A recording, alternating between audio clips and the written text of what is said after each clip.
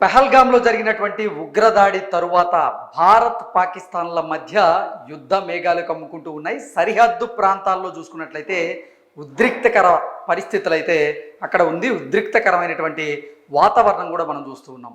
ఈ పహల్గామ్లో జరిగినటువంటి ఉగ్రదాడిలో పాల్గొన్నటువంటి ఉగ్రవాదులు ఎవరైతే ఉన్నారో వారందరినీ భారత భద్రతా బలగాలు ఇప్పటికే మట్టి కరిపించినట్లుగా మనకి సమాచారం అందుతోంది. ఆ నలుగురు ఉగ్రవాదులు ఎవరైతే ఉన్నారో వారందరినీ కూడా కాల్చి చంపినట్లుగా ఇప్పటికే మనకి సమాచారం అందుతోంది. అయితే ఒకవైపు ఉగ్రవాద దాడి జరిగి ఇప్పుడు భారత్లో ఉన్నటువంటి ఎన్నో కుటుంబాలు బాధలో ఉంటే ఈ పాకిస్తాన్ మాత్రం పదే పదే భారత్ మీద వారు కవ్వింపు చర్యలకు పాల్పడుతూ ఉన్నారు.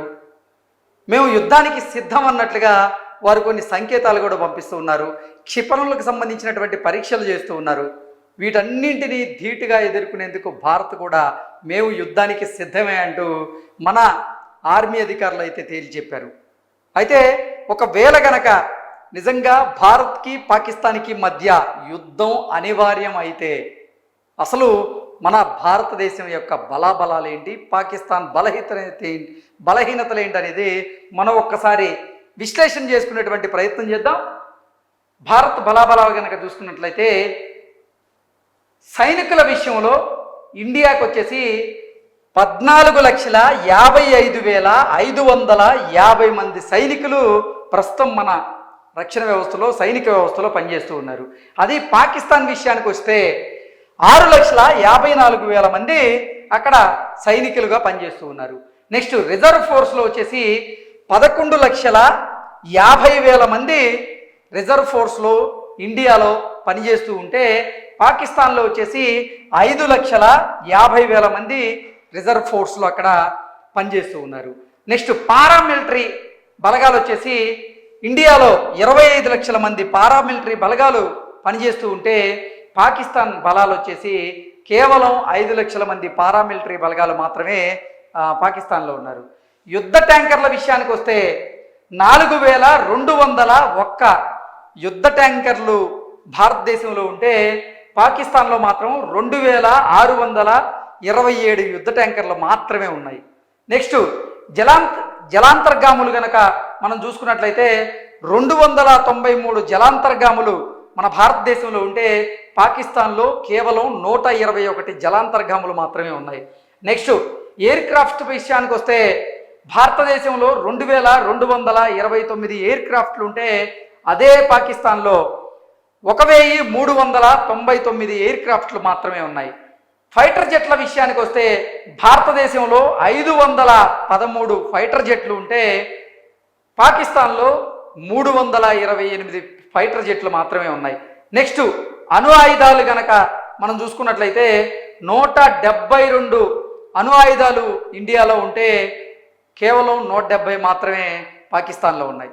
అంటే అన్ని విషయాల్లో చూసుకున్నా, సైనికుల విషయాల్లో చూసుకున్నా, రిజర్వ్ ఫోర్స్లో చూసుకున్నా, పారామిలిటరీ బలగాల్లో చూసుకున్నా, నెక్స్ట్ యుద్ధ ట్యాంకర్ల విషయంలో చూసుకున్నా, జలాంతర్గాముల విషయంలో చూసుకున్నా, ఎయిర్ క్రాఫ్ట్ విషయంలో చూసుకున్నా, ఫైటర్ జెట్ల విషయంలో చూసుకున్నా, ఆఖరికి అణు ఆయుధాల విషయంలో చూసుకున్నా పాకిస్తాన్తో పోలిస్తే భారత్ చాలా పటిష్టంగా ఉంది. ఇంత పటిష్టంగా ఉన్నటువంటి భారత్ మీద పదే పదే పాకిస్తాన్ కవ్వింపు చర్యలకు పాల్పడితే భారత్ గనక ఒక్కసారి కఠినమైనటువంటి నిర్ణయం తీసుకుంటే ఇక 5 గంటల్లో, కేవలం 5 గంటల్లో ఈ పాకిస్తాన్ అనేటువంటి దేశం ప్రపంచ చిత్రపటంలోనే కనపడకుండా పోయేటువంటి ప్రమాదం అయితే ఖచ్చితంగా ఉంటుంది. ఇదంతా పాకిస్తానీలకు కూడా తెలుసు. అయినప్పటికీ భారతదేశం శాంతి కామిక దేశం.